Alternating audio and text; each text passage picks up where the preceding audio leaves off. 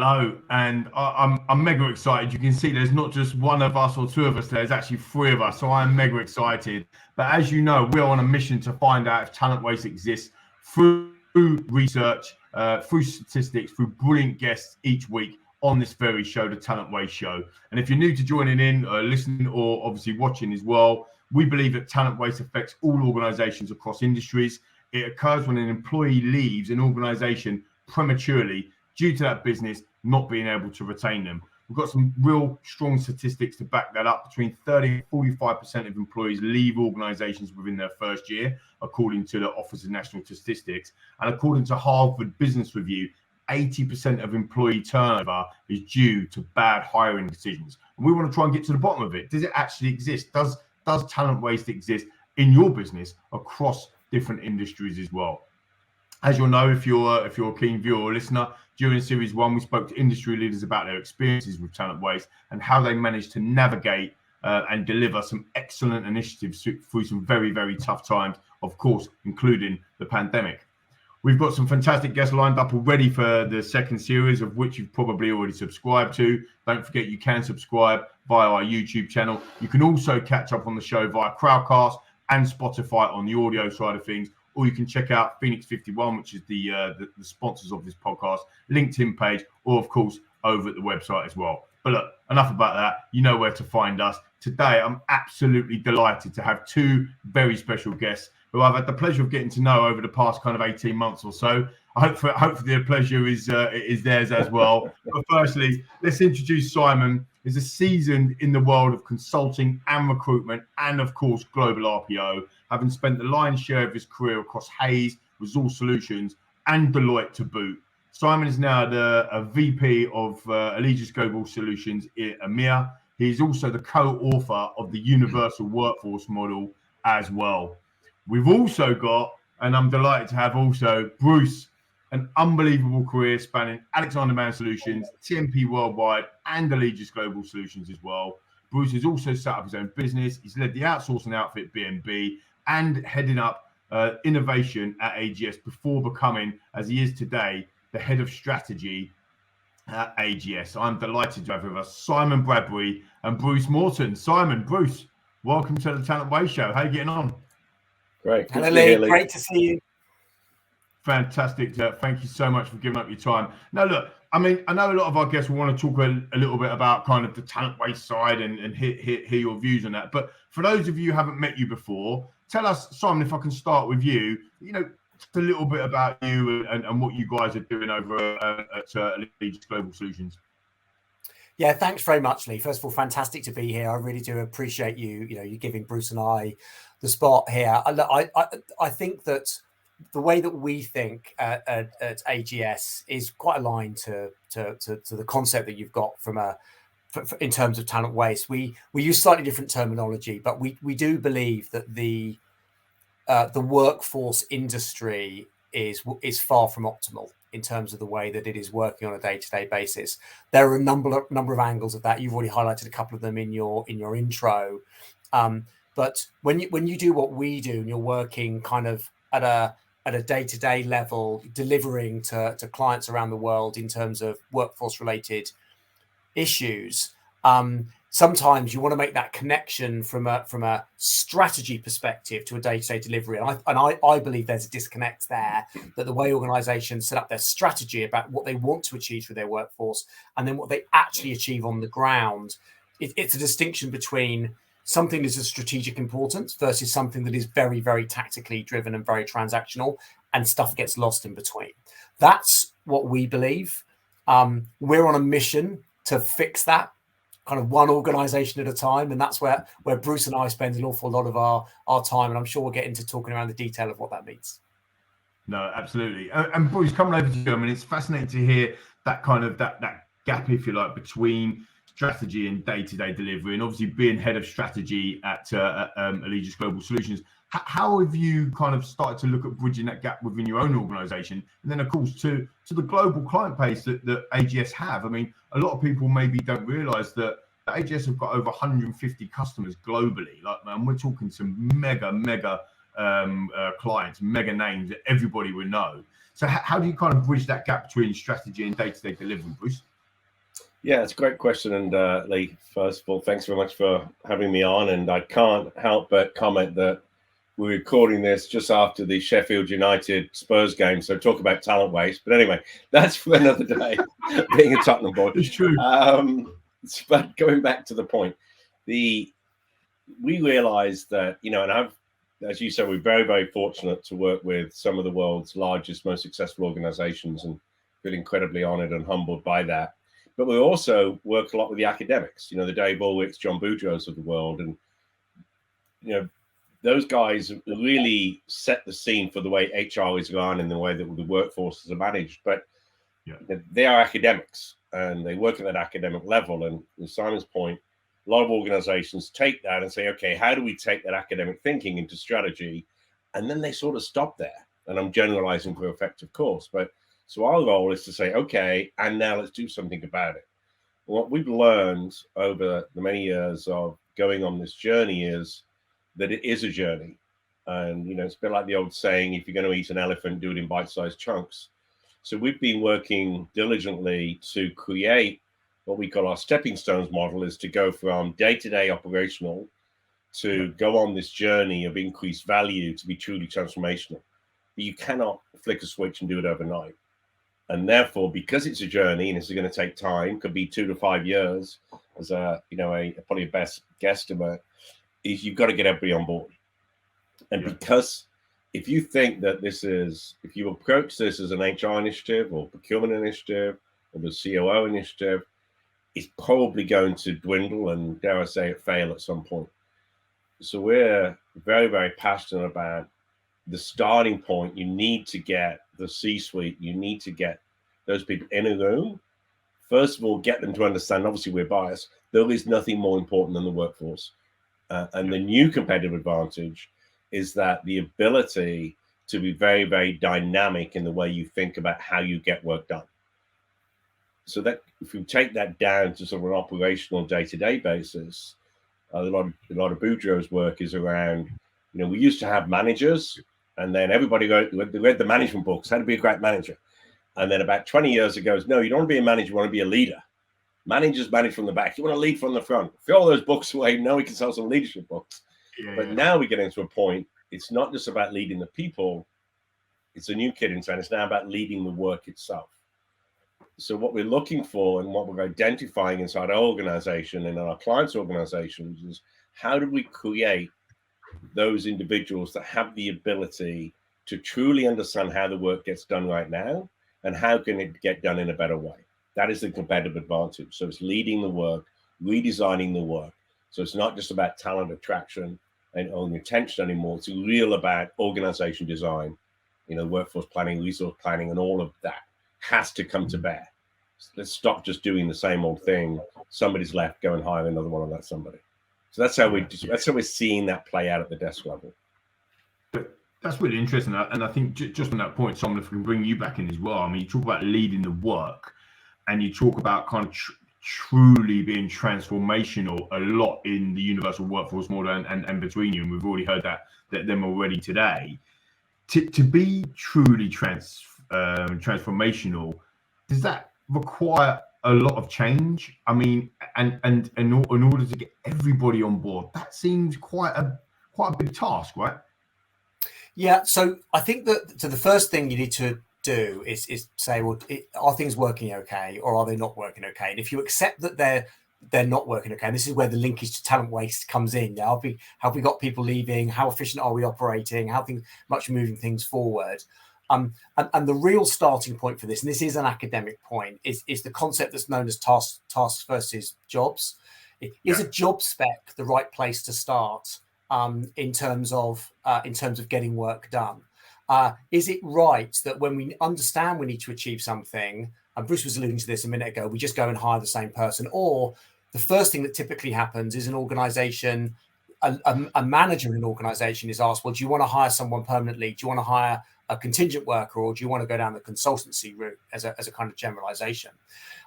The reason why that starting point is already it's established internally is because most organizations are set up with different processes and structures and systems and approvals and so on around those three ways of hiring. But if you take a step back, and say, well, who's to say it has to be one of those three? Who's to say we shouldn't be looking at automating maybe 10% of a role, and that means we don't start with a job spec? Who's to say, well, maybe we don't know which who's to say we've won a project and it isn't as simple as it's one or it's two or it's three. It might be a hybrid across them. And all of that is saying the same thing as, don't ask the question, who do we want to hire? Ask the question, what are we trying to achieve? And very, very few organizations ask that at the beginning of the process when they're getting talent in to do any role within the workforce for them. So the starting point for this is, do you accept that a better place to start is, let's understand what work needs to get done, let's understand the tasks here, rather than let's just hire from a job spec and figure out which one of those channels we need to go down. If you accept that, then you are also accepting that we have to harmonize our routes to talent, to the workforce. Because if you don't, you're just back in the place that I just described. Which one of these routes do you want to go down? So you've got to be able to consider all of them together. So you've got to bring them together in one place. And if you do that, then you've also got to have a technology that makes that job a reality. That means you can look at all the various options, essentially. So the reason I say those 1, 2, 3 kind of tasks, not jobs, understanding what work needs to get done, the harmonization of the different routes to bringing talent or workforce in, and then a tech platform that actually makes that a reality in the universal workforce model. That's the kind of the three core pillars. But there, you asked about transformation. Well, that is change. That organization is a different way of operating, a different way of getting work done, a different way of matching talent to the work that needs to get done.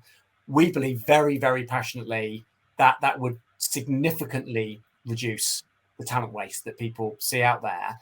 But it does require what Bruce was talking about, agreement from the top, that's what we're actually going to try and achieve, because it is something that you would need to, the change is required to get there. So I hope that's answered your question in terms of sure. It is change, it's quite significant change. But I've actually not met someone yet that thinks that the starting point, i.e., is a job spec a better place to start than understanding the task. No one's really argued that point with me yet. It's really interesting because we've obviously been on a very different journey, like to get to the point where we are in terms of our technology business. But we've been in very much a journey to question and to really challenge why we're hiring on a CV. And it's quite interesting when you look at it from that side of things, based on why we're hiring on a job spec. It's quite a similar scenario where we are ingrained, as all of us, and we've all done it. We probably all still do it. That we write a job spec, the first part. Everybody, that's the default button. The default. Send me your CV. So when you're hiring, send me your CV. It's a default, or your resume. It's a default button, the same as that job spec piece. And actually, coming back to the point, Bruce, that you made earlier about bite-sized chunks rather than trying to eat a whole elephant. That's why that transformational piece, or that change, has to be incremental. But it's getting organizations. Did you get a lot of pushback when you go to organizations, whether or not it may be to pitch or your current customer base, to actually say, look, this is our future, this is where we are? You don't get a lot of pushback on the job spec piece, as you just said, but people agree with that. But then you get seems like quite a lot of work. This is very different to what we've been used to. So do you know what? We'll just do what we're used to doing. I mean, does that, coming up to you, Bruce, does that kind of happen a lot, do you think?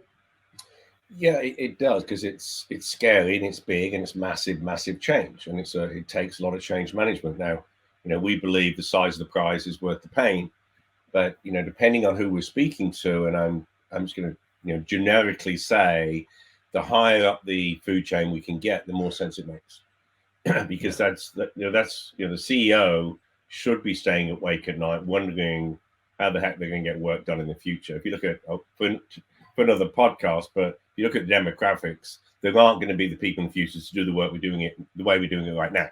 That's reality. It's not hyperbole. So we have to reinvent ourselves. We have to redesign it. Some organizations will get ahead of that, and others will wait to see what everybody else does and then follow. I think that, if you look at the FTSE 500, half of those organizations will not be there in 10 years.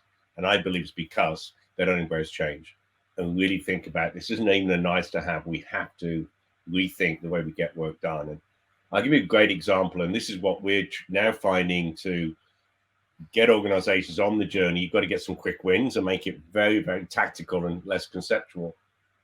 So one particular organization, talk about talent waste. In this instance, it was a healthcare company who hire thousands and thousands of nurses, both as employees and as travel nurses contractors here in the US.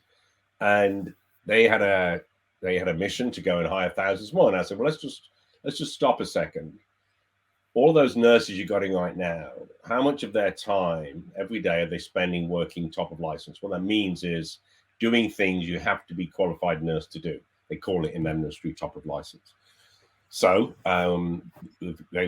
together we got a good old time and motion study, clipboard and pen and paper, and over many nurses measured the time. The average percentage of time the nurses were working at top of license was 30%. It's incredible. Which is staggering. It is really Then incredible. we got into the week. Then we started to realize when you start measuring attrition, guess what the number one reason was for attrition? Because they're only spending 30% of the time, something they've gone to college to learn and they're passionate about. Yeah, a nurse wants to be a nurse. They don't want to be filling in paperwork and all the rest of it. So that's a great example of you've got the talent within, stop wasting it by getting them to do things that you didn't hire them to do. I always say, if you want a good laugh, pull out your job description from when you joined an organization for years ago. You're like, really? Is that what I'm supposed to be doing? Is that what I was doing? Yeah. And we've taken that same concept in the tech world. And in one organization, we measure their app developers, their contractors, and they were 75% developing apps. Much better, but these people are expensive. If I'm paying, $150 an hour somebody to develop apps, I want them developing apps. Not those individuals' fault. It's just the way the work is designed. And we've got to stop just talking about that and thinking about it and actually do something about it. It's really interesting as well. I'll bring you back in a second, Simon. But my experiences within healthcare in the UK market is it literally exactly the same as what you've just said. This is not a location or geographic thing. This is a global piece. This is happening. Yeah. Nurses, we run the large nursing friendship program in the UK a couple of years ago for a famous healthcare company. And a lot of the reason why when we're talking to nurses and aspiring nurses is the reason why they're leaving. The reason why is exactly that. Is that they don't get to choose their 90%, 95% of their day job is actually caring for people or to doing the nursing role. Most of it is admin. Most of it is filling out. And this is not what they were. And again, we're probably all guilty of it. I'm thinking about it myself. I'm thinking, I've got my marketing manager that probably does quite a lot of admin rather than actually doing a lot of creative. And if you siloing it out there, then multiply that by a multinational company that's doing that across the board, across 30, 40, 50, 100 different locations. The problem is just literally spiraling. And like you say, it's so difficult sometimes to see where that cause is, but that is what the cause is, isn't it? It is that ability to be able to say, what are we hiring for today? What do we want to achieve? And then assemble the workforce that we want to actually outcomes to be, rather than what's written on a piece of paper, whether or not that be a job spec or a CV or so. So especially in the world where now your job description could be written by ChatGPT, and so can your resume. So let's get past that. Let's stop judging people on that. Right? So anyway, that's another podcast all on its own. But actually, it's a really good point. And obviously, I'm a little bit biased. Well, I say a little bit. I'm obviously massively biased because I love assessments, and I think that I actually went through one of the biggest assessments that you can actually go through, right? In terms of the TV show, The Apprentice, they probably don't get much bigger than that. And I know the US have a version, Australia have a version, and Asia have a version, and the UK have a version. So it is a global entity. But part of the reason, Simon, coming over to you, is that assessment piece really does start to see what the core behaviors are, what the core competencies are, that the actual potential, if you like, for being successful against criteria that you need to drive your company's outcome, rather than being on a job specification. What do you see with that side of things, Simon? Well, yeah. So I think we're getting into matching skills to tasks here, which is obviously a different way to recruiting fundamentally, and it's part of our framework. In terms of how we think, because it sounds like when you talk about tasks, not jobs, it feels like we're depersonalizing, dehumanizing the recruitment process, which is absolutely not the case, by the way. The way that this comes out in reality is what happens is, if you think about HR HR have HR business partners and HR operations or shared services, and people across any enterprise, they sometimes have transactional things to achieve, and they sometimes have things which are beyond transactional. They need help, basically. If you need help, you go to HRBP. If you just need to execute something, you go to your HR operations. We don't do that with recruitment, with workforce.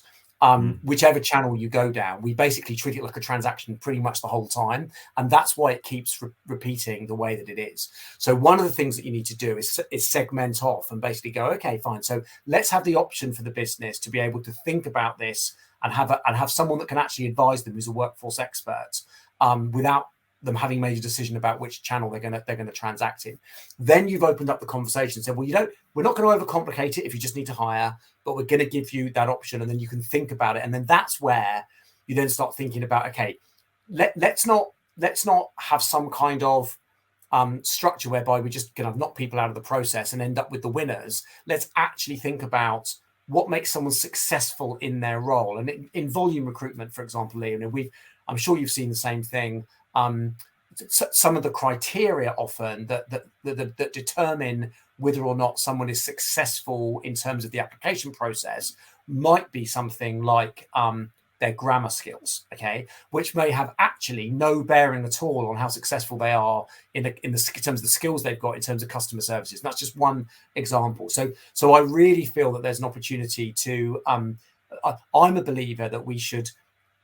It's tempting to go down the automate route, but actually what you need to do is be assessing what the success criteria are for a role and know that what you're looking for is what's going to make someone successful in a role. And that is part of the mechanism. Just to bring this little bit kind of together though, what I would say is up until now, the last few sort of 10, 15 minutes, we've been talking about largely the theory and trying to win over those senior people in terms of things have got to change, things have got to be different. What Bruce and I are finding is that people are going, okay, show me. Okay, show me what this really looks like. Show me the org structure. Show me the roles and responsibilities of the individual. Show me the technology. Show me what that person and that person and that person, who are roles that we don't have today, show me what they actually do. And I think that the conversation is evolving so that the point that you've just raised around, okay, so how is this really different on a day-to-day basis, picking up the skills, but as an example, these are going to become the micro examples that we need to demonstrate what's different to then join back up. So we almost need to go up to the top in terms of the theory and the academic argument of it, bring it out and then say, and what this means in reality is this. And then, and we're beginning to get there with organizations, but it isn't something that's a half an hour conversation and it's done and dusted. No, and that's, I suppose that is the challenge when we are, we've all said it, all three of us, we are on a mission, our different missions and our missions and our beliefs seem to be very, very aligned. But, we're on a mission to say, just because you've always done doesn't mean to say that you always need to do, right? And it comes back to that rinse and repeat piece. If you keep doing the same thing over and over again and expecting a different outcome, the great Albert Einstein once said, that's the definition of insanity. So we have to change something, right? We have to do something different. I think when people hear the words maybe future of work or the workforce, future workforce and future workforce planning, they feel that future is quite far, right? They think, future's ages ago. We don't have to worry about that. That's 20 years away. But actually, come around to you, Bruce. What is future? I mean, I'm reading it. I don't want to put words in your mouth, but I'm reading it. It's a lot closer than 10 years down the line, right? It's here. We're living in it, without a doubt. We are living in the matrix. You should go back and watch. Some of the movies that were predicting where we're living in today, and that 30 years ago, they got it pretty accurate actually. But anyway, so it comes back to that fear of change. And I think that if you think of some examples, the movie industry has always operated this way. The movie industry, if you think about it, any movie nerds or geeks that are watching it right now, they probably, at the end of the movie, when all the credits come, they still see they're watching all those names. The way movies have always been made is you get some money, you get some guys to raise some money, and they become the producers, exec producers, and they have an idea, and they go and hire a bunch of contractors. They come together, hopefully make a piece of magic, and they go away again. And that's the way they've always been done. They call them freelancers, and then we got the gig economy. It's just a different way of thinking about the starting point of what's the best way to get this work done?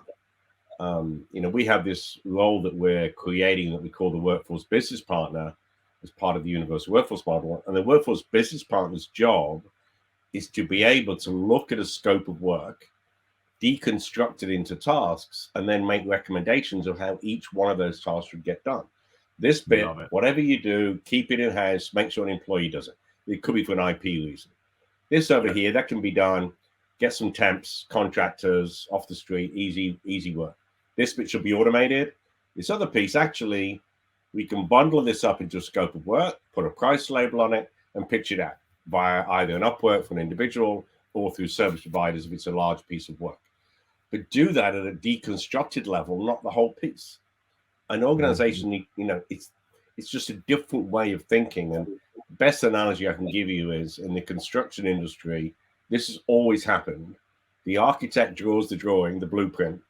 The quantity surveyor looks at that drawing and he can tell you exactly how many bricks you need, how much cement, how many roof tiles, how many meters or yards of cable, what orders to deliver those to the site, how much labor is required, and how much it will cost and how long it will take.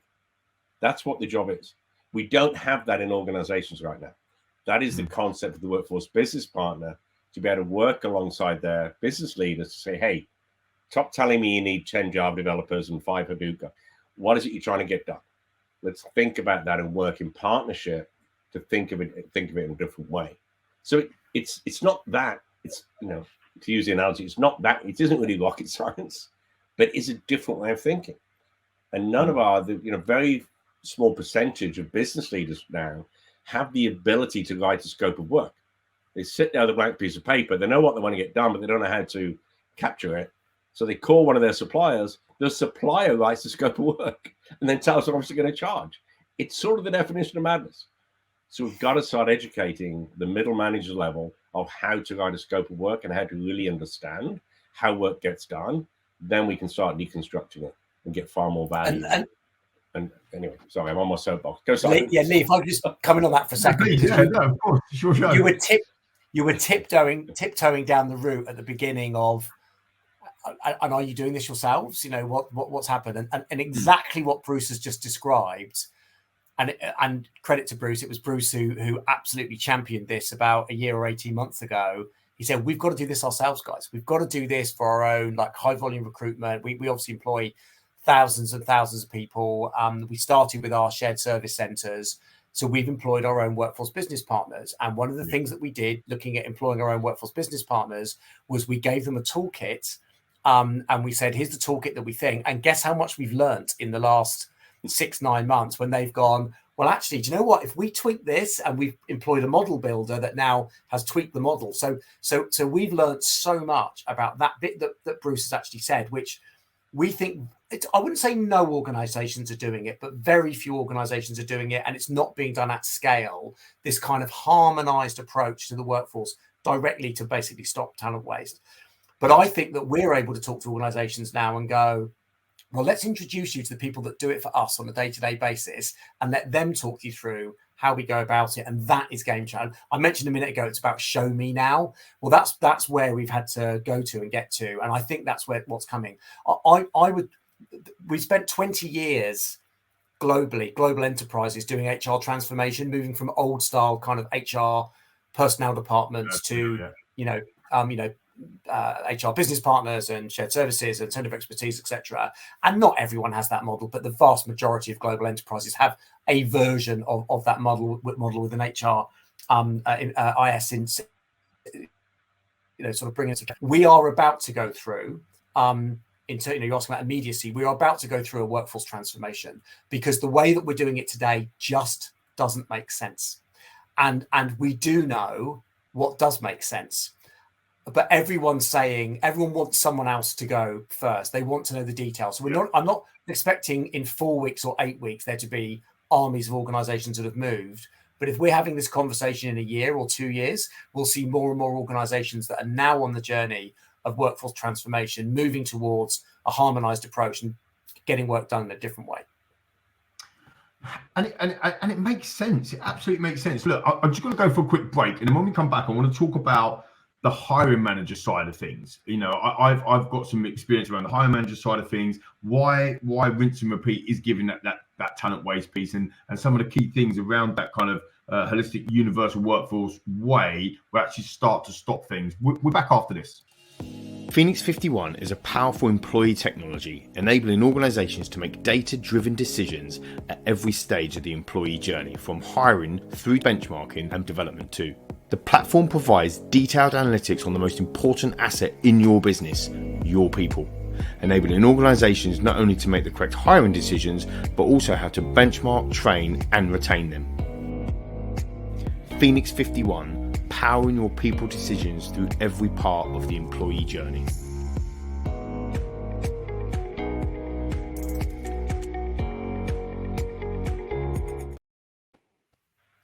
So yes, for an advert for obviously our podcast sponsor, Phoenix 51. You can go and check them out, of course. Guys, I wanted to come back and just quickly give a quick summary in the first half of the show, really. And actually what we're talking about is, it is a journey. Transformation, workforce transformation is, it is bite-sized chunks. It's not going to happen overnight. We've talked about that quite heavily. We're not expecting queues of enterprise businesses saying, right, okay, where do I sign up type situation. It's going to take some time.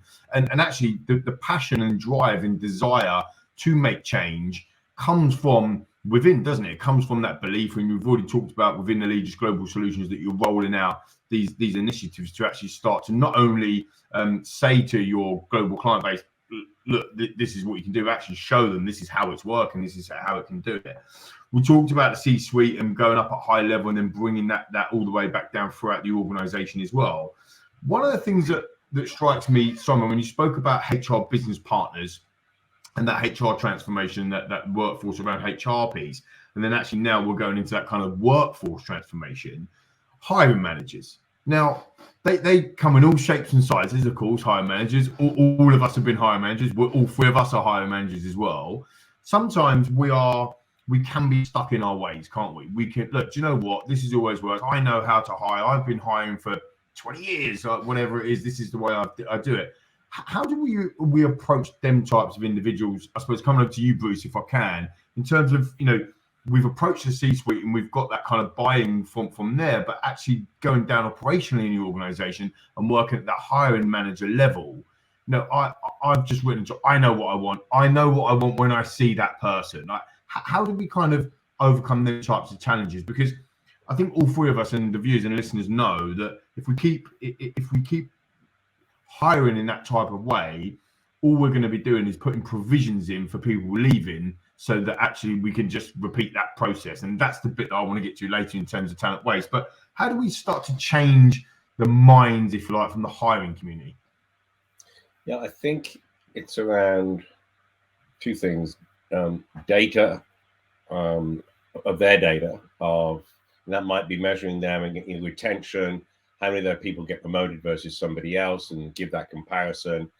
A bit of name and shame, but in a private way, having a conversation that way.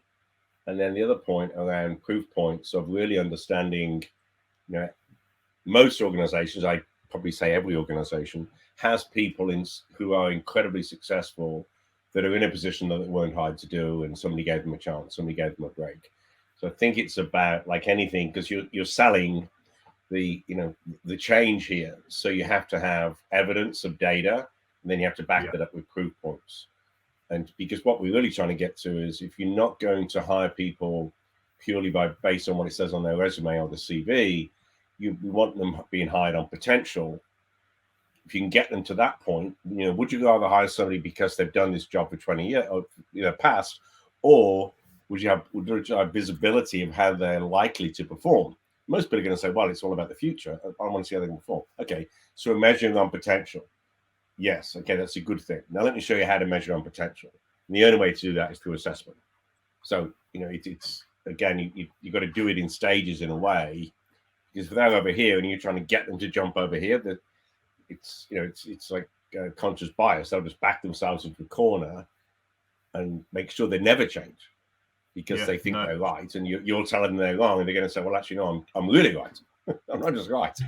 So you've got to take them along there, and the only way you can do that is to, in my mind, is to show them empirical evidence, compare to all the hiring managers, what the retention numbers look like, and then get them into that, having that conversation around, you know, we call it the differs.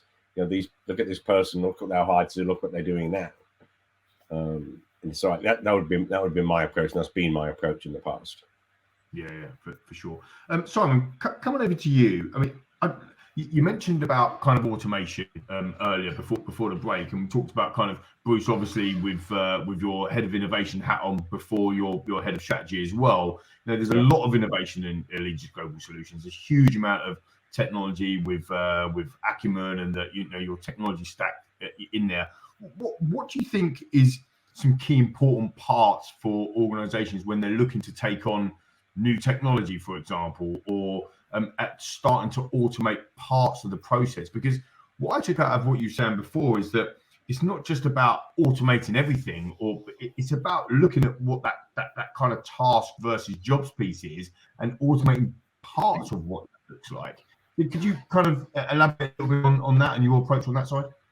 Yes, I'm going to answer that from the perspective of it could be any role within an organization rather than specifically within the recruitment process. So obviously, that's an area that we do, but kind of wearing that hiring manager hat, Lee, that you were just talking about, and kind of what that might be.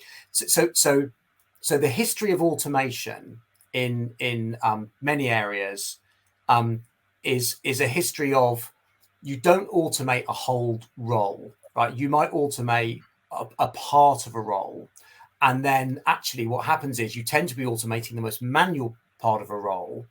And that therefore makes the job more interesting. Again, going back to Bruce's example of, in fact, in Bruce's nursing example from earlier, one of the tasks that he identified for that organization was scheduling of appointments, which got automated as a result, because it was a very manual previously they had it was a manual process for nurses to do, and it ended up being an automated process. So one of the challenges, people often shy away from automation, or they try and automate too much to try and that actually their perfection becomes the enemy of the good. The best example, again, if you read the literature around this, John Boudreau, Ravindra Thuza and stuff like that, the example that they use probably more than any others, although there are many, many, many examples, is that of cashiers in retail banking. When ATMs came along, cash points came along, it's like, well, that feels like it's going to be disastrous for people that work as tellers in retail banks. And the actual answer is that in the first 10 years of ATMs coming in, the number of tellers went up because organizations became more efficient. And actually what happened was that element of their job went, but they started doing more customer service roles. They started doing more interesting stuff. They started being interested in what they could add to the customer's experience, rather than just the transactional element of executing, passing money across.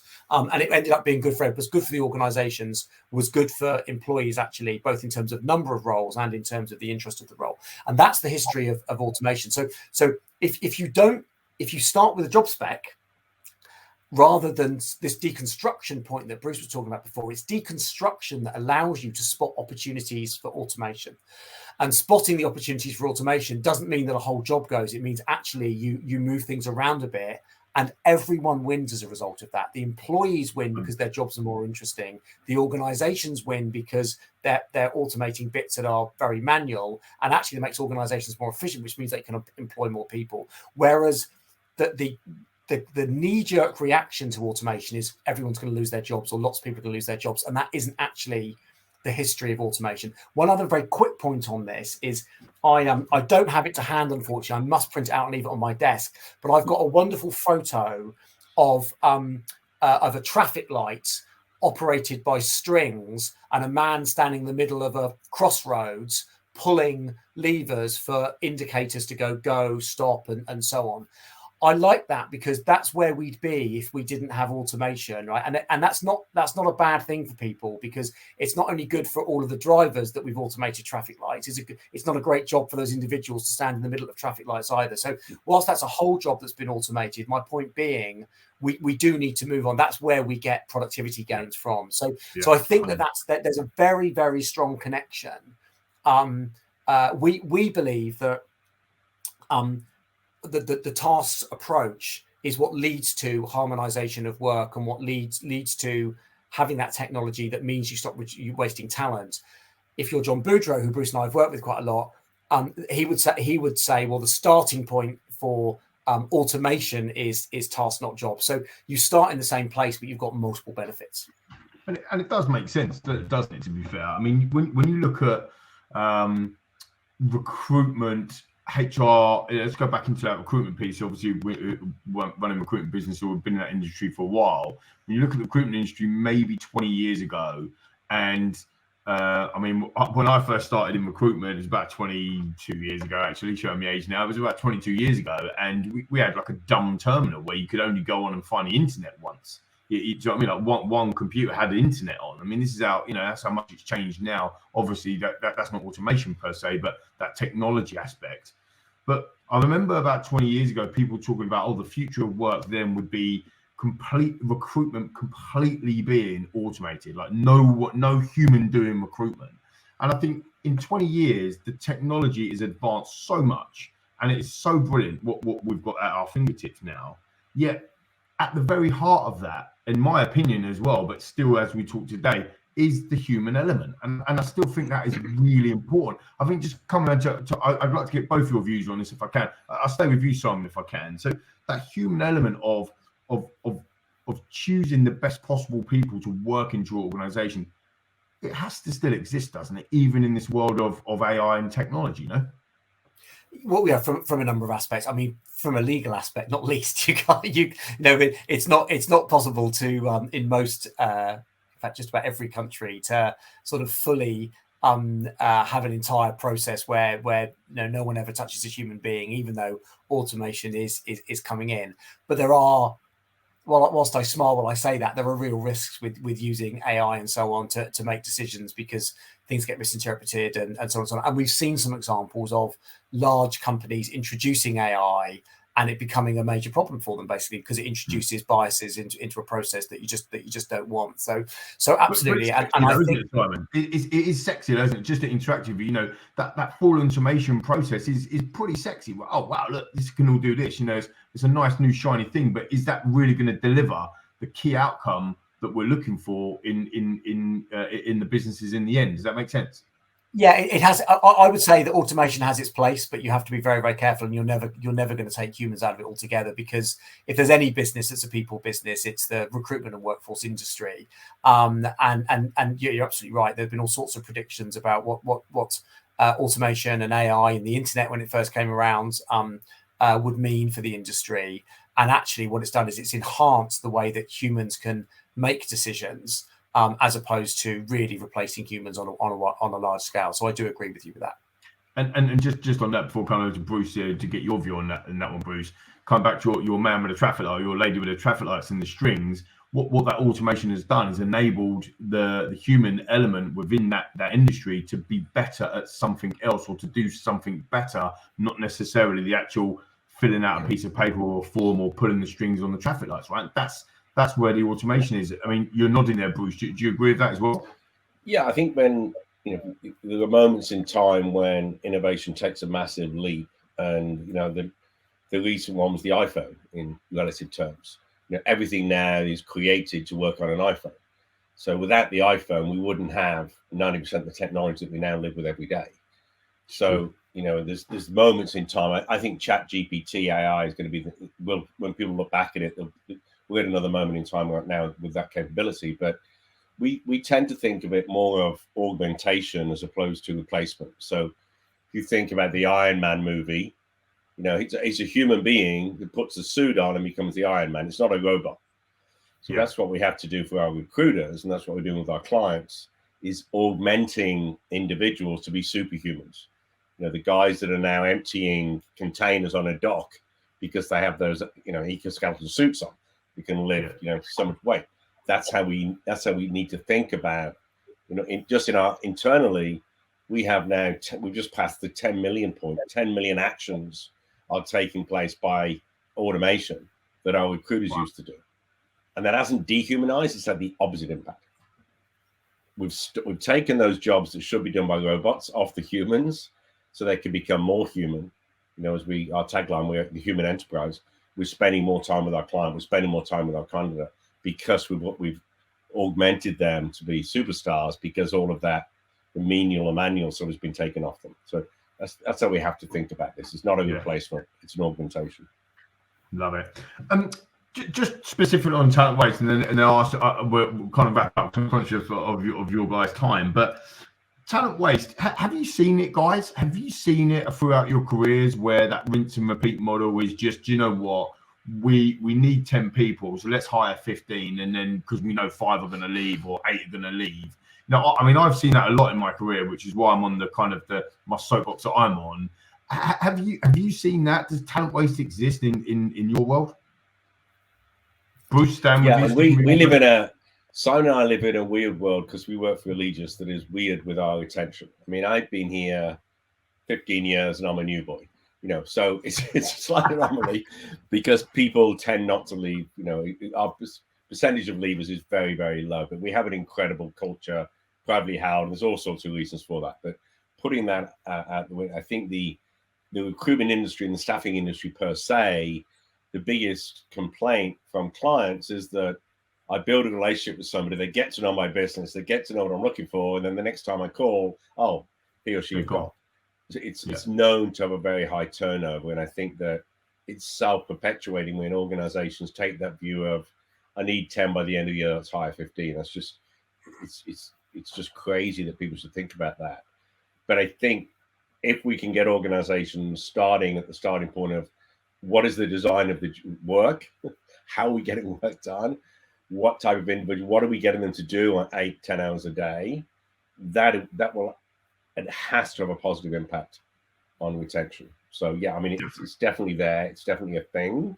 We can either accept it and hire the 15 to get 10, or we can actually think more from an org design perspective and a work design perspective.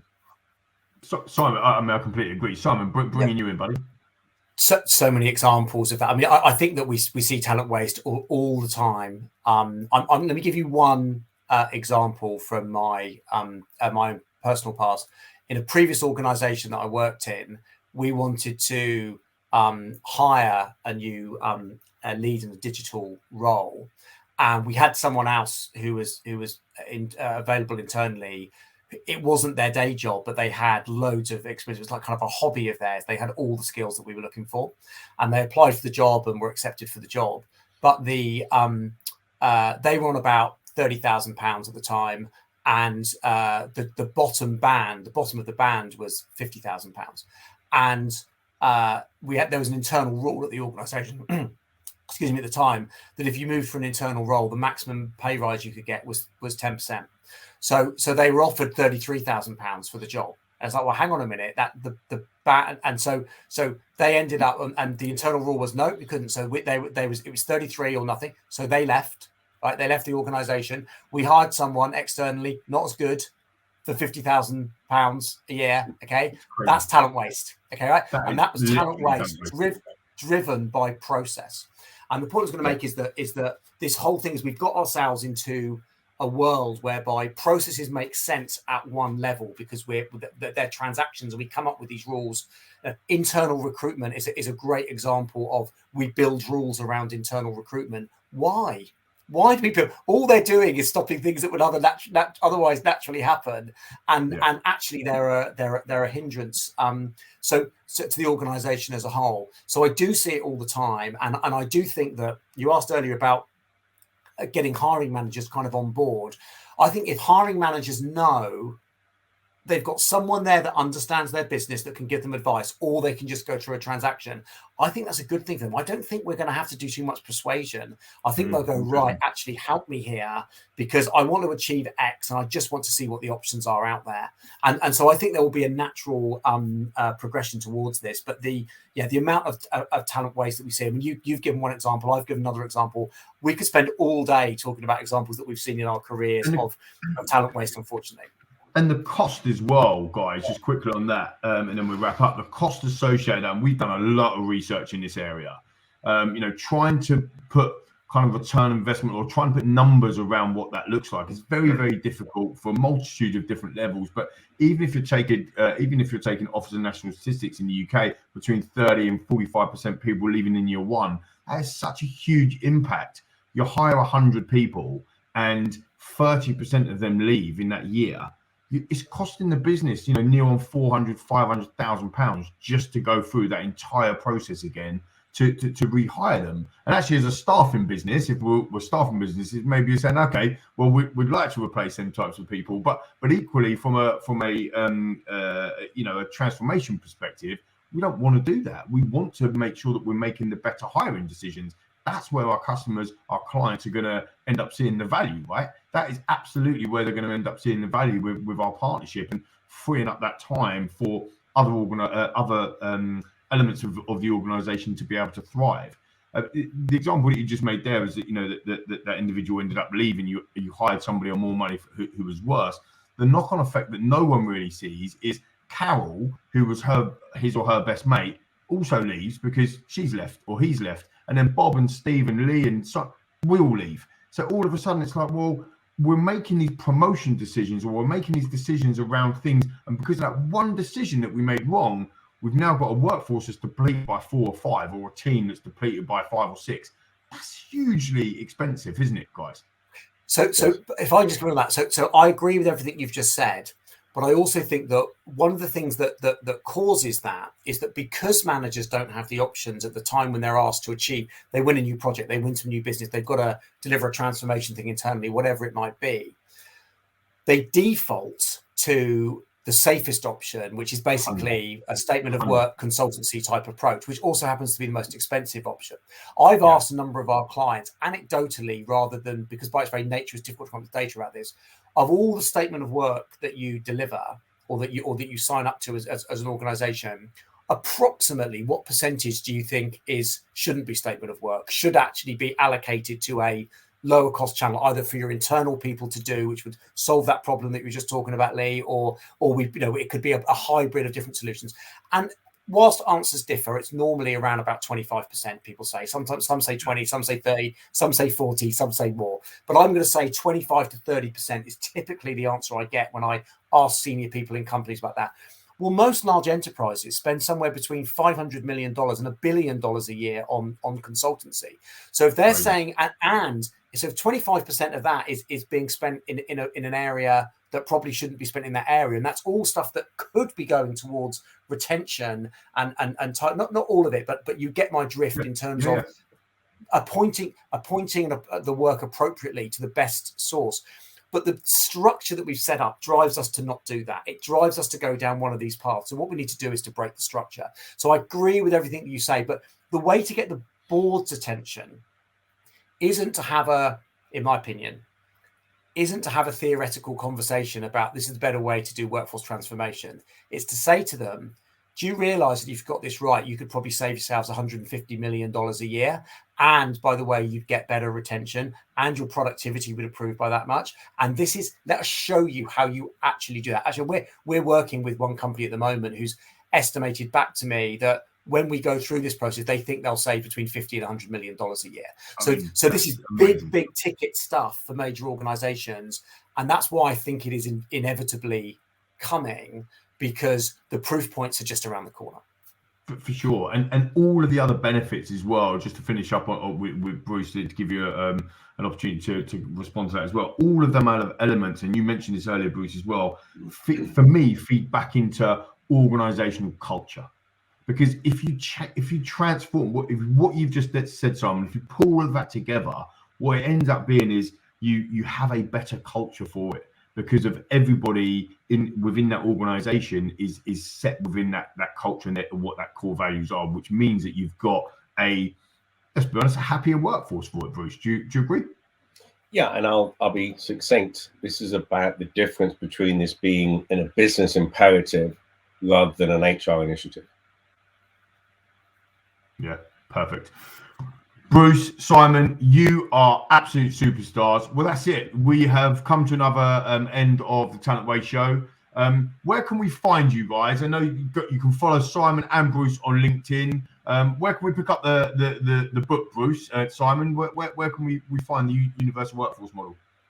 Yeah, if you go to the Allegis Global Solutions webpage, you'll see the link there. Obviously, you can follow me on Twitter, Bruce Talent. I'll bump into you at a conference. Bruce is around, and Simon as well, same place, LinkedIn as well for you. Yeah, there's universalworkforcemodel.com. Again, you can download the book from there. And very, very interestingly, we launched the book in May last year, and it's not something that we've, it's targeted at a relatively, senior audience within organisations. I've just noticed that actually the number of downloads of the book has gone up every single month. So this is becoming a topic of increasing, without us doing any kind of marketing behind it or whatever. It's a topic of increasing importance. Sorry, cut you off there. Yeah, no, it is absolutely an important part of where we're going, isn't it, Simon? Yeah. I get your message, Lee. Let's move on. No, sorry, that was totally a technical fault. Simon, Bruce, you've been absolute superstars. Hopefully I'll catch up with you soon. I hope the viewers and listeners have enjoyed that, and we'll see you next time on the next edition of the Talent Way Show.